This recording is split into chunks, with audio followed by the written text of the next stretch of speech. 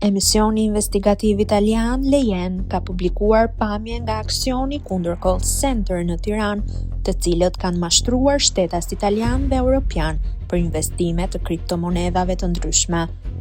Policia mos lëviz, duart mbi tavolinë, dëgjohen teksa bëhen arrestimet e punonjësve të këtij call centeri.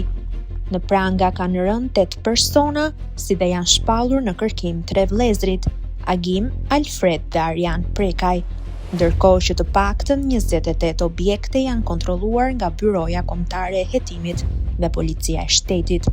Pas kapjes në flagrancë të këtyre shtetasve, hetuesit kanë bërë kontrollin me iniciativë të ambientit në katin e 5 të godinës, ku është konstatuar një qendër tjetër thirrjesh në ndërtime sipër.